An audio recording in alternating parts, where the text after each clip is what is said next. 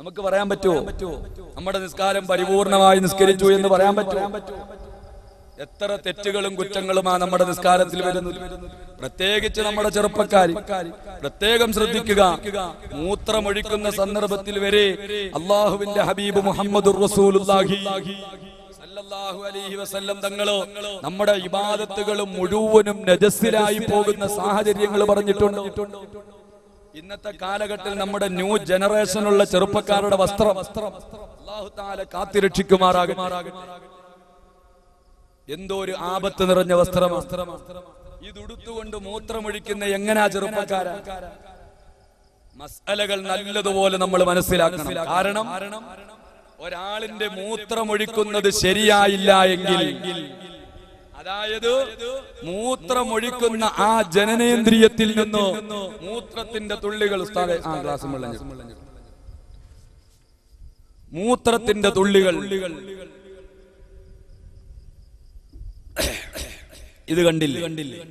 ഈ ഗ്ലാസ്സിലെ വെള്ളം മുഴുവനും ഞാൻ കുടിച്ചു കുടഞ്ഞു വെച്ചു. ഇനി നിങ്ങൾ മൂത്രമൊഴിക്കുമ്പോൾ നാം മനസ്സിലാക്കേണ്ടത് ചെറിയൊരു മസലയാണ്. ജീവിതത്തിൽ പ്രത്യേകം നമ്മൾ ശ്രദ്ധിക്കേണ്ടതാണ്. വളരെ ഗൗരവമുള്ള വിഷയമായതുകൊണ്ട് പറയുക. കാരണം സഹാബാക്കള് വരെ ഖബറിൽ ശിക്ഷയുണ്ടാക്കിയ ഒരു കാര്യമാണ്. സഹാബാക്കളെ വരെ ഖബറിൽ ശിക്ഷയുണ്ടാക്കി കൊടുത്ത കാര്യം എന്താ? അള്ളാഹുവിന്റെ ഹബീബ് ഒരു ഖബറിന്റെ അരികിലൂടെ നടന്നു പോയപ്പോൾ ഒരു ഖബർ ശിക്ഷിക്കപ്പെടുന്ന കാഴ്ചകൾ. അള്ളാഹുവിന്റെ ഹബീബിന് എല്ലാ കാര്യങ്ങളും അറിയുമല്ലോ. ഈ ദുനിയാവിന്റെ മുഴുവൻ രഹസ്യങ്ങളുടെയും താക്കോല് സൂക്ഷിപ്പുകാരൻ ഹബീബ് മുഹമ്മദുർ റസൂലുള്ളാഹി സല്ലല്ലാഹു അലൈഹി വസല്ലം. നബി സല്ലല്ലാഹു അലൈഹി വസല്ലം ഖബറിന്റെ അരികിലൂടെ നടന്നു പോയപ്പോൾ സുബ്ഹാനല്ലാഹ് ഒരു ഖബറിൽ ശിക്ഷയുണ്ടാവും. വളരെ ഞെരുക്കവും ശബ്ദവും കേൾക്കുന്നു. പ്രിയപ്പെട്ടവർ ചോദിച്ചു, അല്ല ഇതാരുടെ ഖബറാണ്? സുബ്ഹാനല്ലാഹ്, സഹാബികൾ, കൂടെ വന്ന സഹാബികൾ പറഞ്ഞു കൊടുത്തു. അന്വേഷിച്ച് നോക്കുമ്പോൾ അത് സന്തത സഹചാരിയായ ഒരു സഹാബിയുടെ ഖബറാണ്. കാരണം എന്താണ് സഹോദരാ? ആ സഹാബിയെ കുറിച്ച് അന്വേഷിച്ചു നോക്കുമ്പോൾ മൂത്രമൊഴിച്ചിട്ട് നല്ലതുപോലെ മൂത്രം ശുദ്ധിയാക്കാത്ത ആളാണ്. നിങ്ങൾ കണ്ടില്ലേ സഹോദരന്മാരെ? ഈ ഗ്ലാസിൽ നിന്ന് ഞാൻ കുടഞ്ഞ് വെള്ളം കളഞ്ഞതല്ലേ? ഇപ്പോൾ ഇതിൽ നിന്ന് വെള്ളം വിറ്റിറ്റ് വീഴുന്നത് നമ്മൾ കണ്ടിട്ടില്ലേ? ചെറുപ്പക്കാരാ, നീ മൂത്രപ്പരയിലേക്ക് കയറിയിട്ട് മൂത്രമൊഴിച്ചു പെട്ടെന്ന് തന്നെ നിന്റെ ജനനേന്ദ്രിയം നീ കഴുകിയിട്ട് പള്ളിയിലേക്ക് പോകുമ്പോൾ ഗ്ലാസിൽ നിന്ന് ഇതുപോലെ ഇറ്റിറ്റ് വീണ കണക്ക് നിന്റെ ജനനേന്ദ്രിയത്തിൽ നിന്ന് മൂത്രം താഴേക്ക് വീഴുന്നു. നിന്റെ നിസ്കാരം ഫസാദല്ലേ? നജസിലായി നീ നിസ്കരിച്ചില്ലേ ചെറുപ്പക്കാരാ? ഈ നിസ്കാരക്കാരെ കുറിച്ചല്ലേ അല്ലാഹു സുബ്ഹാനഹു വ തആല പറഞ്ഞത്, വൈലുൽ ലിൽ മുസല്ലീൻ, നിസ്കരിക്കുന്നവർക്ക് സർവനാശവും ഉണ്ട് എന്ന് അല്ലാഹു പറഞ്ഞതല്ലേ? അതേത് നിസ്കാരക്കാരാണ്? ചെറുപ്പക്കാരാ, ടൈറ്റ് ഫിറ്റ് ഫാൻഡ് വിട്ടുകൊണ്ട് നീ മൂത്രപ്പരയിലേക്ക് കയറിയിട്ടോ നീ മൂത്രമൊഴിച്ചു പോകുമ്പോൾ മോനെ, മൂത്രത്തിന്റെ അംശം അതാ ബാക്കിയാകുമ്പോൾ നീ റുക്കൂ ചെയ്യുന്ന വേളയിലാണ് ആ മൂത്രം താഴേക്ക് നിന്റെ വസ്ത്രത്തിൽ വീഴുന്നത്. മൂത്രം നജസല്ല എന്ന് ഒരൊറ്റ ഇമാമിങ്ങളും അഭിപ്രായപ്പെട്ടിട്ടില്ല. അഭിപ്രായപ്പെട്ട ഇമാമിങ്ങളെ റദ്ദ് ചെയ്തിട്ടുണ്ടോ? അതുകൊണ്ട് മനസ്സിലാക്കൂ ചെറുപ്പക്കാരാ, നിസ്കാരം വെറുതെ നിസ്കരിച്ചാൽ മതിയോ? ഇതുപോലെയുള്ള നിസ്കാരക്കാരെ അല്ലാഹു വിളിക്കുകയില്ല. എന്റെ ഉമ്മമാരെ, എന്റെ സഹോദരിമാരെ, നിങ്ങളും മനസ്സിലാക്കൂ. നിങ്ങൾക്കും നിങ്ങളുടെ പ്രകൃതിയാൽ ഉണ്ടാകുന്ന ആർത്തവരക്തത്തിന്റെ സമയങ്ങളുണ്ടോ? അത് ശുദ്ധിയാകുന്ന വേളകൾ മുഴുവനും നിങ്ങൾ മനസ്സിലാക്കൂ. ആർത്തവരക്തത്തിന്റെ സമയം അതേ കുറഞ്ഞത് ഒരു ദിവസമാണല്ലോ, ഒരു രാവും ഒരു പകലുമാണല്ലോ. അതങ്ങ് കൂടിയാൽ ചിലപ്പോൾ 7 ദിവസമാണല്ലോ. അധികരിച്ചാൽ 15 ദിവസമാണല്ലോ. നമ്മുടെ കേരളത്തിലുള്ള അല്ല, നമ്മുടെ ഇന്ത്യ രാജ്യത്തിലുള്ള നമ്മുടെ സഹോദരിമാരുടെ ആർത്തവ രക്തം മിക്കവാറുമുള്ളതൊക്കെ ഒരു 7 ദിവസത്തിന്റെ ഉള്ളിൽ തന്നെ അതാ പരിപൂർണമായി അത് മാറുന്നു. ആർത്തവ രക്തം അതാ 7 ദിവസത്തിന്റെ ഉള്ളിൽ മുറിഞ്ഞാൽ മുറിഞ്ഞത് മുതലോ ശുദ്ധിയായി കുളിച്ച് നിസ്കരിച്ചോ പെണ്ണേ, അല്ലെങ്കിൽ നിസ്കാരം ഫസാദാണ് കേട്ടോ, നിസ്കാരം ഖലാഅാണ് കേട്ടോ. ഇങ്ങനെ നിസ്കാരത്തിൽ ഒരുപാട് ശ്രദ്ധ നാം നമ്മുടെ ജീവിതത്തിൽ നമ്മുടെ മനതലങ്ങളിൽ എപ്പോഴും നമ്മുടെ മനതലങ്ങളിൽ നിസ്കരിക്കണം നിസ്കരിക്കണം എന്ന ചിന്ത വേണം. അങ്ങനെയാണ് ഖുർആൻ നമ്മോട് പറഞ്ഞത് വഇഖാമുസ്സലാ അല്ലെങ്കിൽ അഖാമുസ്സലാ. നിസ്കാരത്തിന് വേണ്ടി നിസ്കരിക്കണം എന്ന പദപ്രയോഗം നടത്തുന്നത് വരെ ഇഖാമയെന്നോ അഖാമയെന്നോ ആണോ നാം കേട്ടിട്ടില്ലേ? വിദേശ നാടുകളിൽ പോകുമ്പോൾ നമുക്ക് ചെറിയൊരു കാറ്റ് തരുമല്ലോ, ഇഖാമയെന്നോ അഖാമയെന്നോ അതിന് പറയാം. എന്തിനാണോ? ഇതെപ്പോഴും നമ്മുടെ പോക്കറ്റിൽ സൂക്ഷിക്കേണ്ട സാധനമാണോ? ഇതുപോലെയാണോ നിന്റെ മനസ്സിൽ എപ്പോഴും നീ നിസ്കാരം നിലനിർത്തുക, ജീവിതത്തിൽ സുന്നത്ത് നിസ്കാരങ്ങൾ വർദ്ധിപ്പിക്കുക, ആരോഗ്യമുള്ള സമയത്ത് നിസ്കരിക്കുക. അതുകൊണ്ട് ഉമ്മമാരെ, നിസ്കാരത്തിന്റെ വാതിലിലൂടെ നിന്നെ വിളിക്കണോ, നിസ്കാരം മുറ പോലെ നിർവഹിക്കൂ. കാരണം ഖബറാകുന്ന വീട്ടിൽ നമുക്ക് വളരെ പ്രയാസം അനുഭവപ്പെടേണ്ടതുണ്ടോ? അല്ലാഹു കാത്തുരക്ഷിക്കുമാറാകട്ടെ. നിസ്കാരം കൃത്യമായി നിർവഹിക്കുന്നവരെ നാളെ അല്ലാഹു പ്രത്യേകമായ സജ്ജമാക്കിയ സ്ഥലത്തിലൂടെ സ്വർഗീയ ആരാമത്തിലെത്തിക്കുന്നു. അത് ഇൻഷാ അല്ലാഹ് അവസാനം നമുക്ക് പറയാം. നമ്മുടെ നിസ്കാരം അല്ലാഹു സുബ്ഹാനഹു തആല സ്വീകരിക്കുന്ന നിസ്കാരങ്ങളാണോ അല്ലേ എന്ന് നാം ഒരു നിമിഷം ഒന്ന് പുനർവിചിന്തനം നടത്തേണ്ടിയിരിക്കുന്നു. കാരണം എന്താ? ഇന്നെല്ലാവരും ഇന്ന് പണ്ടത്തെ പോലൊന്നുമല്ല. മിക്കവാറുമുള്ള പള്ളികളിലൊക്കെ നല്ലതുപോലെ ചിലപ്പോൾ ചുരുങ്ങിയത് 2-3 സഫോ ആൾക്കാർ. സുബ്ഹാനല്ലാഹ്, നിസ്കാരത്തിന്റെ കഥ പറയാൻ നിന്നാലോ എന്റെ ചെറുപ്പക്കാരാണ് കൂടുതലും ശ്രദ്ധിക്കേണ്ടത്. കാരണം നമ്മുടെ ദീനിയായ ഒരു അറിവും ഒരൊറ്റ അമലുകളും നമ്മുടെ ചെറുപ്പക്കാര് ചെയ്യുന്നതോ നമുക്ക് കാണാൻ കഴിയുന്നില്ല. അല്ലാഹു സുബ്ഹാനഹു തആല നമ്മുടെ ചെറുപ്പക്കാരെയൊക്കെ നന്നാക്കുമാറാകട്ടെ. കാരണം എന്താണ്? 5ാം ക്ലാസ് വരെ പാവപ്പെട്ടവൻ മദ്രസയിൽ പഠിച്ചു. ആ മദ്രസ കഴിഞ്ഞാൽ പിന്നെ അവൻ അറബ് കേൾക്കും. പെണ്ണ് കെട്ടാൻ നേരത്തായിരിക്കും പിന്നെ അറബ് കേൾക്കും. അതുകൊണ്ട് ഉസ്താദ് പറഞ്ഞു തരുന്നത് എന്താണെന്ന് അവനിക്ക് മനസ്സിലാവൂ. എന്റെ ഉമ്മമാരെ, അള്ളാഹുവിന്റെ ഹബീബ് തന്നെ പറഞ്ഞിട്ടുണ്ട്, നിങ്ങളുടെ മക്കളെയൊക്കെ നിങ്ങൾ 7ാമത്തെ വയസ്സാകുമ്പോൾ നിസ്കാരം കൊണ്ട് കൽപ്പിക്കണം. അല്ലേ?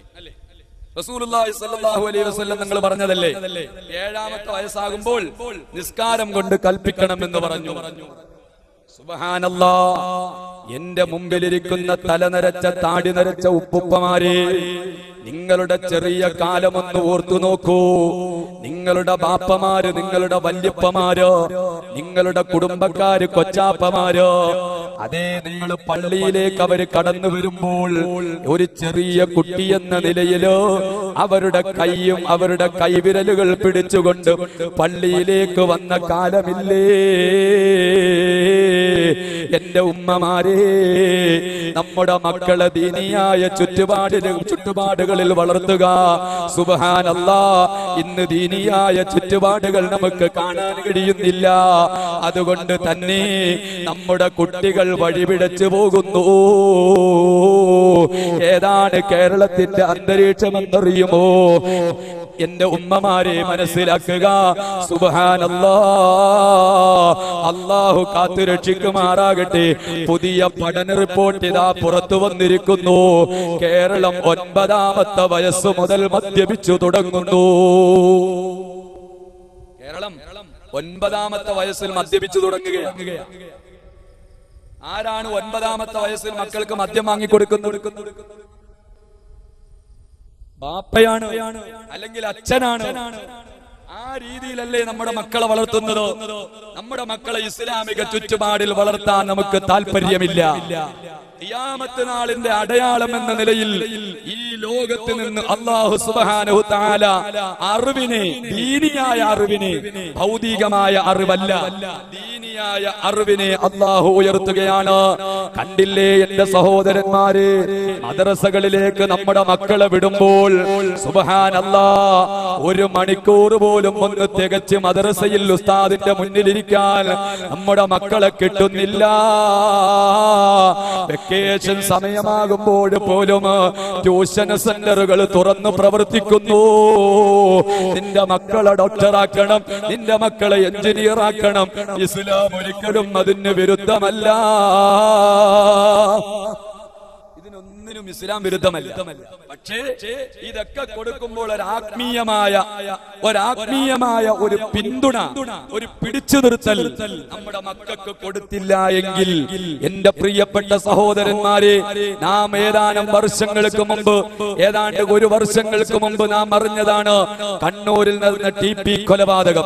ആ കൊലപാതകത്തിന്റെ അന്ന് തന്നെ ആലപ്പുഴ ജില്ലയിൽ അമ്പലപ്പുഴ എന്ന് പറയുന്ന പ്രദേശത്ത് വെറും 9 വയസ്സുകാരൻ, 9ാം ക്ലാസ്സിൽ പഠിക്കുന്ന 14 വയസ്സുകാരൻ തന്റെ സഹപാഠിയായ കുട്ടിയെ പാലത്തിന്റെ അടിയിൽ നട്ടുച്ച സമയത്ത്, പകൽ സമയത്ത് കരിങ്കല്ല് കൊണ്ട് തലക്കടിച്ച് കൊലപ്പെടുത്തിയത് നാം ഒരു വാർത്തയായി വായിക്കാതെ പോയി.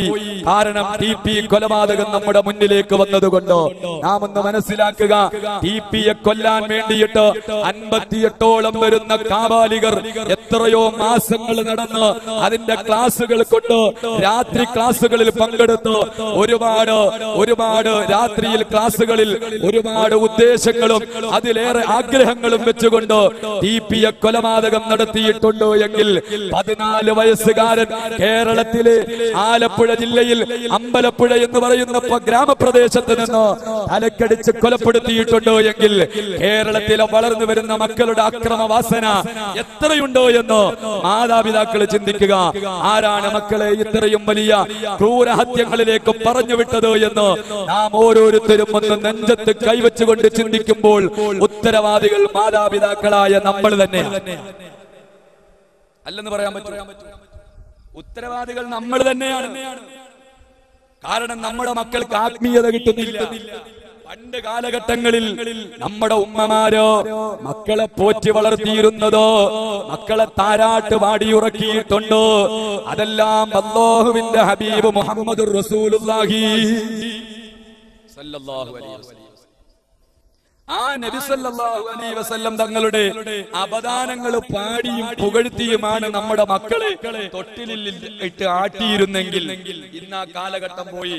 പണ്ടത്തെ ഉമ്മമാര് പാടുമായിരുന്നു, അഹദ മാരത്തിൽ മാറൈന്തോനെ ഹക്കാൽ കുഞ്ഞിനെ കാക്കുനി മന്നാനെ ആരംഭ പൊൻകിളി ആറ്റേലാം കുട്ടി താലോലം കുഞ്ഞോനി താലോലോ. അല്ലാഹുവിന്റെ ഹബീബിന്റെ സുന്ദരമായ അപദാനങ്ങളാണ് തൊട്ടിലിൽ കിടന്നുകൊണ്ട് നമ്മുടെ മക്കള് കേട്ടിരുന്നിരുന്നെങ്കിൽ മഹ്മൂദൈ ഫുർഖാനിൽ ബന്ദോരെ ഹഖാൽ കുഞ്ഞിനെ കാഫുനി മന്നാനെ. പരിശുദ്ധമായ ഖുർആൻ ശരീഫിൽ പോലും അപദാനങ്ങളും ആഴ്ത്തി പറഞ്ഞ ഹബീബ് മുഹമ്മദുർ റസൂലുള്ളാഹി സല്ലല്ലാഹു അലൈഹി വസല്ലം തങ്ങളുടെ ഹക്ക് കൊണ്ട് എന്റെ കുഞ്ഞിനെ കാക്കണേ എന്ന് പഴയ തലമുറയിൽ നിന്ന് നമ്മുടെ ഉമ്മമാര് പാടിയിരുന്നെങ്കിലോ ആ സ്ഥാനത്തിന്റെ കാവ്യാജ്ഞലിയുടെ ശബ്ദമായി പോയി, നിലവിളക്കിന്റെയും പാരിജാതത്തിന്റെയും ശബ്ദമായി പോയി ഉമ്മ. അതുകൊണ്ട് തന്നെയല്ലേ അക്രമവാസനയോടുകൂടി മക്കൾ വളർന്നു വരുന്നത്. അല്ലാഹു കാത്തുരക്ഷിക്കുമാറാകട്ടെ. 7ാമത്തെ വയസ്സിൽ നിന്റെ മക്കളെ നിസ്കാരം കൊണ്ട് കൽപ്പിക്കണം.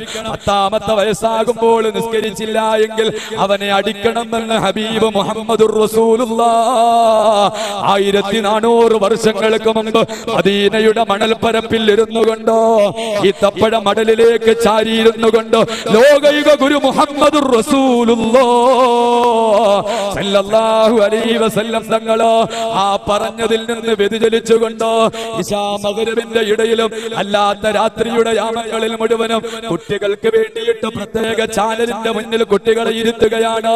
വലിയവർക്ക് പ്രത്യേക ചാനലോ, ചെറുപ്പക്കാരുകൾക്ക് പ്രത്യേക ചാനലോ, വയസ്സായവർക്ക് പ്രത്യേക ചാനലോ, മധ്യവയസ്കർക്ക് പ്രത്യേക ചാനലോ. എന്തോരാഭാസമാണ്. അല്ലാഹു കാത്തുരക്ഷിക്കുമാറാകട്ടെ. ഈ അടുത്ത മദ്രസയിൽ പഠിക്കുന്ന ഒരു കുട്ടി വന്ന് പറഞ്ഞതാ, 4 വയസ്സുള്ള കുട്ടികളും 5 വയസ്സുള്ള കുട്ടികൾക്ക് വേണ്ടി ഒരു പ്രത്യേക പരിപാടി. എന്താ പരിപാടി? എന്താ മോനെ? നമ്മളെ കുട്ടികളാരും കാണാറില്ല. അല്ലാഹു തആല ആഫിയത്ത് കൊടുക്കട്ടെ. സൂര്യ ടിവിയിൽ എന്താ ഉള്ള പരിപാടി? എന്താ മോനെ? കുട്ടിപ്പട്ടാളം.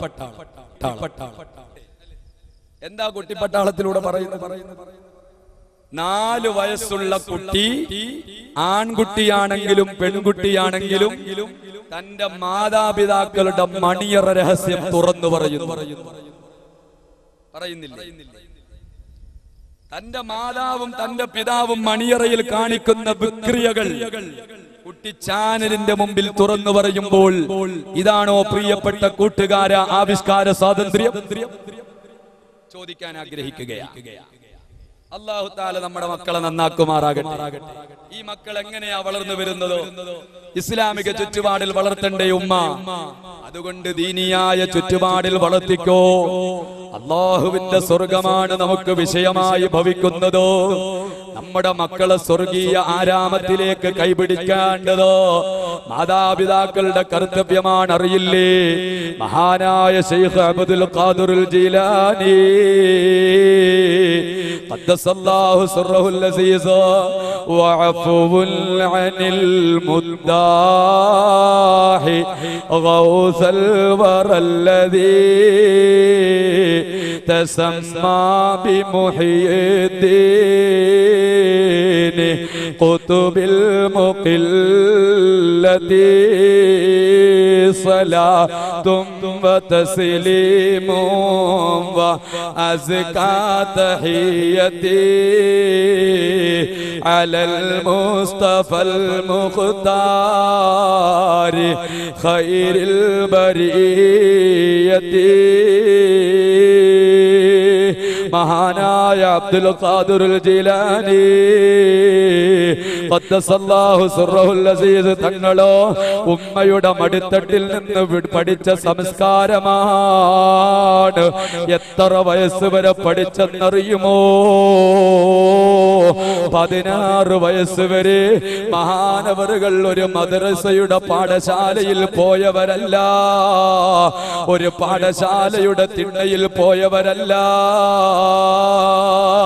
16 വയസ്സ് വരെ ഉമ്മുൽ ഖൈർ ഫാത്തിമ റളിയല്ലാഹു തആല അൻഹാ മഹദിയവറുകൾ അതാ വീട്ടിലിരുത്തി പഠിപ്പിക്കുന്നു. എന്നെ കേൾക്കുന്ന ഉമ്മമാരെ, എന്നെ കേൾക്കുന്ന സഹോദരാ, നമ്മുടെ മക്കളെ ഖുർആനിന്റെ ഒരു താളെങ്കിലും പഠിപ്പിക്കുവാൻ നാം ജീവിതത്തിൽ തയ്യാറായിട്ടുണ്ടോ? എല്ലാ ഉസ്താദന്മാരുടെ തലയിലേക്ക് വെച്ചിട്ട് ഉസ്താദന്മാർക്ക് കിട്ടുന്ന ആകപ്പാടുള്ള 3/4 മണിക്കൂർ കൊണ്ട് എന്ത് പഠിപ്പിക്കാനാണ്? അതുകൊണ്ട് സാന്ദർഭികമായി ഉണർത്തുന്നു, ഈ വെക്കേഷൻ സമയമെങ്കിലും എന്റെ ഉമ്മമാരെ മക്കളെ ഖുർആൻ പഠിപ്പിക്കൂ. അതിനുവേണ്ടി സമയം കണ്ടെത്തിയിട്ട് നമ്മുടെ ഉസ്താദന്മാരുടെ കയ്യിലേക്ക് ഏൽപ്പിക്കൂ. കാരണം ഇതിന്റെ ഇതിന്റെ വിഷമം എവിടെയാണ് അനുഭവിക്കുന്നതെന്നറിയുമോ? അല്ലാഹുവിന്റെ തിരുദൂതർ ഹബീബ് മുഹമ്മദുർ റസൂലുള്ളാഹ്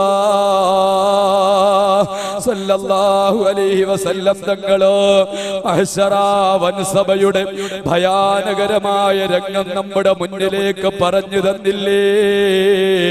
എല്ലാവരും നെട്ടോട്ടമോടുന്ന കാലഘട്ടമുണ്ട്.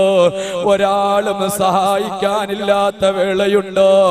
ഇന്ന് 11.25 കോടി കിലോമീറ്ററുകൾ ദൂരെ നിൽക്കുന്ന സൂര്യൻ നാളെ ഒരു ചാടുയർന്നു നിന്നുകൊണ്ട് ഉദിക്കുമ്പോൾ ആരാണ് സഹായിക്കാനുള്ളത്?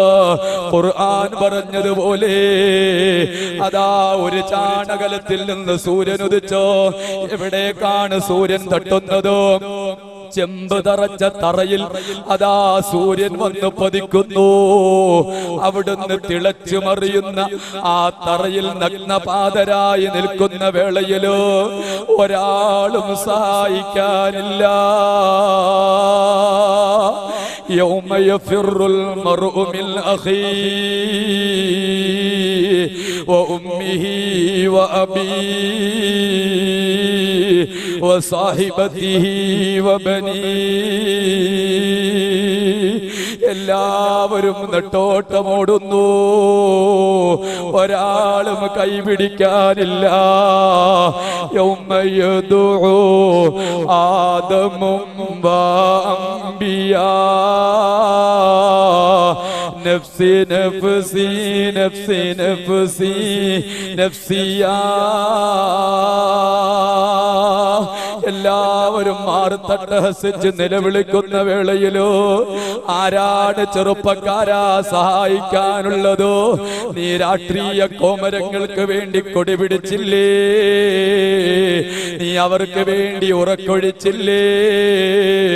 ഒരുപാട് ദിനരാത്രങ്ങൾ നീ ഉറക്കൊഴിച്ച് കളഞ്ഞിട്ടുണ്ടെങ്കിലോ ആ രാഷ്ട്രീയ കോമരങ്ങളും നാളെ മഹ്ശറയിൽ എവിടെ? ആ ഭയാനകരമായ ഭീതിജനകമായ അന്തരീക്ഷത്തിലോ നീ ഡോക്ടറാക്കാൻ വേണ്ടി പഠിച്ച മക്കളില്ലേ? നീ ഭൗതികമായ ഉന്നമനത്തിന് വേണ്ടി പഠിപ്പിച്ച മക്കളല്ലേ? അവരതാ നെഞ്ചത്ത് കയറി നിൽക്കുന്നു. അല്ലാഹുവേ, എന്നെ നരകത്തിലേക്ക് വലിച്ചെറിയുന്നതിന് മുമ്പ് എന്റെ ഭൗതികമായ ചുറ്റുപാടുകൾ കണ്ടുകൊണ്ട് ഭൗതിക പിന്നാമ്പുറങ്ങളിലേക്ക് എന്റെ വാപ്പയും എന്റെ ഉമ്മയും എന്നെ പറഞ്ഞു വിട്ട് എന്നെ സ്വർഗം പഠിപ്പിച്ചില്ല അല്ലാ. എന്റെ നരകത്തിന്റെ ഭയാനകത അറിയിച്ചില്ല അല്ലാ എന്നാറ് തട്ടഹസിച്ച് കൈയൊഴിയുന്ന കാലമുണ്ടോ? നേരെ മറിച്ച് നീ പരിശുദ്ധമായ ഖുർആൻ നിന്റെ മക്കൾക്ക് നീ പഠിപ്പിച്ചിരുന്നു എങ്കിലോ എന്റെ ഉമ്മ ഒരു കാലഘട്ടം വരാനില്ലേ? കെട്ടുകൾ മൂന്നോ കെട്ടി കട്ടിലിൽ മയ്യത്തു മേറ്റി ഒരു ദിനമുണ്ടൊരു യാത്ര തീരമടക്കമില്ലാത്ത യാത്ര. എല്ലാവരും നിലവിളിക്കുന്ന വേളയിലോ അതേ നിന്നെ 3 കഷ്ണം തുണിയിൽ പൊതിഞ്ഞിട്ട് നിന്നെ അതാ മുന്നിൽ വെച്ചുകൊണ്ടോ നിന്റെ മക്കളെ നീ ഖുർആൻ പഠിപ്പിച്ചിട്ടുണ്ടെങ്കിലോ ആ ഖുർആൻ എടുത്ത് വെച്ചുകൊണ്ട് ഖുർആൻ ഓതുന്ന വേളയില്ലതാ ആ മക്കൾ അവിടുന്ന് കരയുകയാണ്. ആരാണ് എന്റെ മുന്നിൽ കിടക്കുന്നതോ? എന്റെ മാതാവാണല്ലോ, എന്റെ പിതാവാണല്ലോ, എന്നെ പരിരക്ഷിച്ച എന്റെ മാതാപിതാക്കളാണല്ലോ എന്ന് ആർത്ത് അട്ടഹസിച്ച് നിലവിളിക്കുന്ന വേളയിലോ എന്റെ ഉമ്മ ഖുർആൻ ഓതിയിട്ട് പറയുന്നു, അല്ലാഹുവേ എന്റെ ഉമ്മയെ നീ സ്വർഗീയ ആരാമത്തിലെത്തിക്കണേ അല്ലാ. അതുകൊണ്ട് എന്റെ ചെറുപ്പക്കാരാ, നീ നിന്റെ മക്കളെ നിസ്കാരത്തിലേക്ക് കൈപിടിക്കൂ. നീ സുബഹിക്ക് പള്ളിയിലേക്ക് വരുമ്പോൾ നിന്റെ മക്കളോ അല്ലെങ്കിൽ നിന്റെ ചെറുമക്കളോ അവരെ ഒന്ന് വിളിച്ചുണർത്തൂ. എന്നിട്ട് പറയൂ, പള്ളിയിലേക്ക് വരൂ. കൈപിടിച്ച് നിന്റെ കൈയിന്റെ വിരലിൽ പിടിച്ചുകൊണ്ട് നിന്റെ മുണ്ടിന്റെ കൊന്തലയിൽ പിടിച്ചുകൊണ്ടോ ആ മക്കള് പള്ളിയിലേക്ക് വന്നു നിസ്കാരത്തിലേക്ക് കാലെടുത്ത് വെക്കട്ടെ. എങ്കിൽ മാത്രമേ മലായികത്തുൽ കിറാം വിളിക്കുകയുള്ളൂ. ദുആ മിൻ ബാബിസ്സലാം. നിസ്കാരത്തിലേക്ക് കടന്നു വരൂ. നിസ്കാരം നിസ്കരിച്ചവരാരാണ്? സാന്ദർഭികമായി ഉണർത്തുന്നേ. ഫർദ് മാത്രം നിസ്കരിച്ചുകൊണ്ടോ നമ്മുടെ നിസ്കാരത്തിലുള്ള കർത്തവ്യങ്ങൾ നിർവഹിച്ചു പോയിട്ടുണ്ടെങ്കിൽ എന്റെ ചെറുപ്പക്കാരാ, ആരോഗ്യമുള്ള സമയത്ത് അല്ലാഹുവിന് വേണ്ടി ഇബാദത്തുകൾ ഒരുപാട് വർദ്ധിപ്പിക്കൂ. കാരണം ആരോഗ്യം ക്ഷയിക്കുന്ന സമയത്ത് അല്ലാഹു സുബ്ഹാനഹു തആല ചിലപ്പോൾ നിനക്ക് ചില കൺസെഷനുകൾ തരുന്നു. അതുകൊണ്ട് ജീവിതത്തിൽ എന്റെ ഉമ്മമാരെ സുന്നത്ത് നിസ്കാരങ്ങൾ വർദ്ധിപ്പിക്കൂ. അല്ലാഹുവിന്റെ ഹബീബ് മുഹമ്മദുർ റസൂലുള്ളാഹി സല്ലല്ലാഹു അലൈഹി വസല്ലം ഉറക്കെ ചൊല്ലൂ, ഹബീബ് മുഹമ്മദുർ റസൂലുള്ളാഹി സല്ലല്ലാഹു അലൈഹി വസല്ലം തങ്ങളോ ആ നബി സല്ലല്ലാഹു അലൈഹി വസല്ലം തങ്ങൾ വരെ അവിടുന്ന് പറഞ്ഞതല്ലേ സഹോദരന്മാരെ, അവിടുന്ന് ജീവിതത്തിൽ പ്രാവർത്തികമാക്കിയതല്ലേ.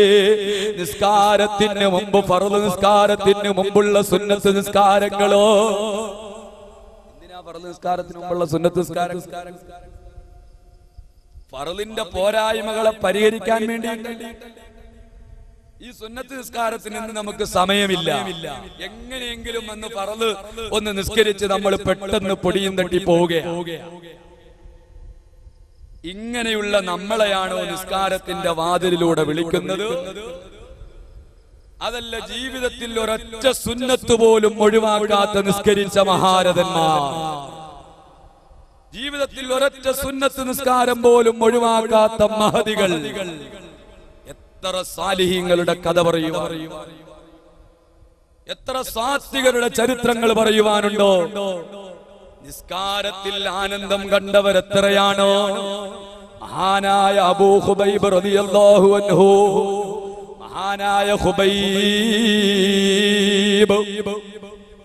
റളിയല്ലാഹു അൻഹു മഹാനവറുകളെ അതാ തൂക്കിക്കൊല്ലാൻ വിധിക്കുമ്പോൾ ദിവസം 3 ദിവസം മഹാനവറുകളെ കഴുമരത്തിന്റെ ഉള്ളില്, കഴുമരത്തിന്റെ താഴെ അതാ കെട്ടിയിട്ടിരിക്കുന്നു. തൂക്കിക്കൊല്ലുന്ന ദിവസത്തിൽ അതാ മഹാനായ ഖുബൈബ് റളിയല്ലാഹു അൻഹുവിന്റെ മുന്നിൽ വന്നിട്ട് ശത്രുക്കള് ചോദിച്ചില്ലയോ, ഖുബൈബ് അവസാനത്തെ വല്ല ആഗ്രഹവും നിനക്കുണ്ടോ? നിന്റെ മാതാപിതാക്കളെ കാണുവാനോ, നിന്റെ മാതാപിതാക്കളുമായി സംസാരിക്കുവാനോ, നിന്റെ കൂട്ടുകാരുമായി സംസാരിക്കുവാനോ നിനക്ക് എന്തെങ്കിലും ഒരു ആഗ്രഹം ഉണ്ടോ ഖുബൈബ്? മഹാനായ ഖുബൈബ് റളിയല്ലാഹു അൻഹു പറയുന്നു, എനിക്ക് അവസാനമായി ഒരു ആഗ്രഹമുണ്ട്. എന്താണ് എന്റെ ആഗ്രഹമെന്നറിയുമോ? ഒരു 2 റക്അത്ത് സുന്നത്ത് നിസ്കരിക്കുവാൻ എനിക്ക് ആഗ്രഹമുണ്ട്.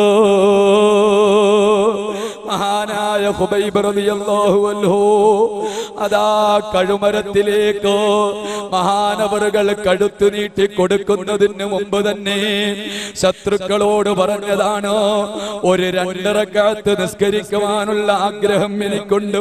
മഹാനവറുകൾ ഉളൂ ചെയ്തുകൊണ്ട് അതാ പടിഞ്ഞാറേക്ക് ഖിബലയുടെ ഭാഗത്തേക്ക് തിരിഞ്ഞുകൊണ്ട് നിയ്യത്ത് ചെയ്ത് കയ്യ് കെട്ടി അതാ നിസ്കരിക്കുന്നു. നിസ്കാരത്തിൽ ഖുബൈബ് റളിയല്ലാഹു അൻഹു കരയുകയാണ്. സുജൂദിൽ കടന്ന് ഖുബൈബ് റളിയല്ലാഹു അൻഹു കരയുന്നു. പെട്ടെന്ന് 2 റക്അത്ത് നിസ്കരിച്ച് സലാം വീട്ടിയപ്പോൾ ശത്രുക്കൾ ചോദിക്കുന്നു, ഖുബൈബ് വല്ലാത്ത വിഷമമുണ്ടോ? ഖുബൈബ് മരിക്കാനുള്ള വിഷമമുണ്ടോ? അന്ത്യാഭിലാഷം ഇതായിപ്പോയി എന്നതിൽ വിഷമമുണ്ടോ? മഹാനായ ഖുബൈബ് റളിയല്ലാഹു അൻഹു ശത്രുക്കളുടെ മുഖത്തേക്ക് നോക്കിയിട്ട് പറയുന്നു, ഞാൻ എന്തിനാണ് കരഞ്ഞതെന്നറിയുമോ? നിങ്ങൾ അതായി ഖുബൈബിന് മരിക്കാനുള്ള പേടിയുണ്ടോ എന്ന് നിങ്ങൾ വിചാരിച്ചു പോകുമോ എന്ന് ഭയന്നിട്ടാണ് പെട്ടെന്ന് ഞാനങ്ങ് നിസ്കാരം നിർത്തിയതും. അല്ല എങ്കിലോ എന്റെ അല്ലാഹുവുമായിട്ട് അതാ ഞാനൊന്ന് മുനാജാത്ത് നടത്തുമ്പോൾ ഞാൻ ഏറ്റവും കൂടുതൽ പ്രിയം വെക്കുന്ന ജഗന്നിയന്താവായ അല്ലാഹുവുമായിട്ട് ഞാനൊന്ന് മുനാജാത്ത്, ഒരു കണ്ടുമുട്ടല്, ഒരു അഭിമുഖം ഞാൻ സുജൂദിൽ നടത്തുമ്പോൾ എനിക്ക് വല്ലാത്ത സുഖമാണ്. അത് പറഞ്ഞറിയിക്കാൻ പറ്റുകയില്ല. ആ സുഖമങ്ങ് നഷ്ടപ്പെട്ടു പോയല്ലോ എന്ന് ചിന്തിച്ച് ഖുബൈബ് കരഞ്ഞതാണ്. അതുകൊണ്ട് എന്റെ ഉമ്മമാരെ, ളുഹറിന് മുമ്പ് ഒരു 4 റക്അത്ത് സുന്നത്ത് നിസ്കാരം മഹാരഥന്മാര് പറഞ്ഞു തന്നിട്ടുണ്ടല്ലോ. റസൂലുള്ളാഹി സ്വല്ലല്ലാഹു അലൈഹി വസല്ലം തങ്ങൾ അവിടുന്ന് സുന്നത്ത് നിസ്കാരം ജീവിതത്തിൽ ഒരുപാട് നിർവഹിച്ചവരല്ലേ. ലല്ലംദോ സുന്നതമാൻ അഹിയല്ലാല മഇലാ അനിസ്ത ഖത് ഖദമാ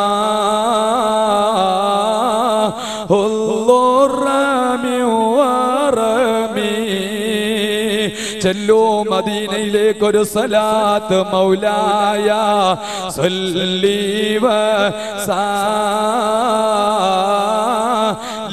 ദായിമൽ അബദ്.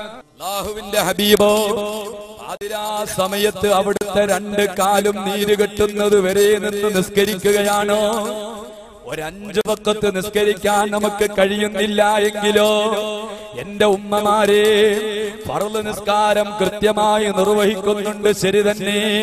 പറഞ്ഞിട്ടില്ലേ അല്ലാഹുവിന്റെ ഹബീബ്, അതേ ളുഹറിന് മുമ്പ് ഒരു 4 റക്അത്ത് സുന്നത്ത് നിസ്കാരം വളരെ ബൃഹത്തായ നിസ്കാരമാണ്. ചെറുപ്പക്കാരാ, സമയം കണ്ടെത്തി നിസ്കരിക്കൂ. ശേഷം ഒരു 2 റക്അത്തോ 4 റക്അത്തോ നിസ്കരിക്കൂ. അസറിന് മുമ്പ് ഒരു 4 റക്അത്ത് സുന്നത്ത് നിസ്കാരം മഹാനായ ഇബ്നു സുന്ന റളിയല്ലാഹു അൻഹു ഒരുപാട് മഹത്വം പറഞ്ഞ നിസ്കാരമല്ലേ. ആ ഒരു സുന്നത്ത് നിസ്കാരം അസറിന് മുമ്പ് കഴിയുന്നവർ അല്ല, ഒരു 4 റക്അത്ത് നിന്റെ ജീവിതത്തിൽ ഒന്ന് നിർബന്ധമാക്കൂ. പോകട്ടെ, ഒരു മഗ്രിബിന് 2 റക്അത്ത്, മഗ്രിബിന് മുമ്പ് ഒരു 2 റക്അത്ത് സുന്നത്ത് നിസ്കാരവും ശേഷം ഒരു 2 റക്അത്ത് സുന്നത്ത് നിസ്കാരവും, പിന്നെ മഗ്രിബിന്റെയും ഇശാഇന്റെയും ഇടയിലോ മഹാരഥന്മാരായ ഔലിയാക്കന്മാര് നിസ്കരിച്ച സ്വലാത്തുൽ അവ്വാബീൻ എത്രയോ വലിയ പുണ്യമുള്ള നിസ്കാരമാണോ. ഒരുപാട് ഇമാമിങ്ങൾ നിസ്കരിച്ചതാണോ. ചുരുങ്ങിയതൊരു 2 റക്അത്തോ ഒരു 4 റക്അത്തോ അല്ലെങ്കിൽ ഒരു 12 റക്അത്തോ നിസ്കരിക്കൂ. എത്രയോ പ്രതിഫലമുള്ള നിസ്കാരമാണ്. അതുപോലെ തന്നെ ഇശാഇന് മുമ്പ് ഒരു 2 റക്അത്ത് സുന്നത്ത് നിസ്കാരം, ശേഷം ഒരു 2 റക്അത്ത് സുന്നത്ത് നിസ്കാരം. മഹാനായ അബൂ ഹനീഫ റളിയല്ലാഹു അൻഹു, ഇമാം അബൂ ഹനീഫത്തുൽ കൂഫി റളിയല്ലാഹു അൻഹു വിത്ർ വാജിബാണെന്ന് വരെ പറഞ്ഞിട്ടില്ലേ. ആ ഒരു വിത്ർ നിസ്കാരം നമ്മുടെ ജീവിതത്തിൽ ഒന്നോ അതേ ഒരു കർക്കശമായ നിലപാട് പോലെ നിർവഹിച്ചോ. നിസ്കാരത്തിൽ ഒരു ആനന്ദം കണ്ടെത്തി സുന്നത്ത് നിസ്കാരങ്ങൾ നിസ്കരിക്കൂ. പോകട്ടെ എന്റെ ചെറുപ്പക്കാരാ, ളുഹറിന് മുമ്പ് സൂര്യൻ ഉദിച്ച് കഴിഞ്ഞ് ഒരു 10-11 മണിയാകുമ്പോ വരുമ്പോഴേക്ക് ദുഹാ നിസ്കാരമെന്ന വലിയ മഹത്തായ സുന്നത്ത് നിസ്കാരമുണ്ടോ? ഞാൻ പറഞ്ഞില്ലേ സ്വർഗത്തിന്റെ വാതില് 11 11ാമത്തെ വാതില് ഇമാമിങ്ങൾ എണ്ണിയത് ബാബുൽ ദുഹാ, ദുഹാ നിസ്കാരത്തിന്റെ വാതിലാണോ? സമയം കണ്ടെത്തി നിസ്കരിക്കൂ. ഇങ്ങനെ ജീവിതത്തിൽ സുന്നത്ത് നിസ്കാരം കഴിഞ്ഞില്ല. ഖുർആൻ പോലും മഹത്വം പറഞ്ഞ തഹജ്ജുദ് നിസ്കാരമില്ലേ ഉമ്മമാരെ? പാതിരാ സമയത്ത് നിസ്കരിക്കുന്നതല്ലേ? ആവശ്യങ്ങൾ അല്ലാഹുവിനോട് ചോദിക്കാൻ പറ്റുന്ന സമയമല്ലേ? എല്ലാ ആവശ്യങ്ങളും അല്ലാഹു നിറവേറ്റുന്ന സമയമല്ലേ? പാതിരാ സമയത്ത് എല്ലാവരും കിടന്നുറങ്ങുന്ന വേളയിലോ ഒരു 2 റക്അത്ത് എഴുന്നേറ്റ് തഹജ്ജുദ് നിസ്കരിച്ച് അല്ലാഹുവിനോട് ചോദിച്ചു കഴിഞ്ഞാൽ എല്ലാ ചോദ്യത്തിനും മറുപടി തരുന്നു. ഇതൊക്കെ നമ്മുടെ ജീവിതത്തിൽ നിന്ന് പുറങ്കാലുകൊണ്ട് ചവിട്ടിയങ്ങ് പുറത്തേക്കാക്കിയപ്പോൾ നമ്മുടെ വീടുകളിൽ അല്ലാഹു ബറക്കത്ത് എടുത്തു കളയുന്നു.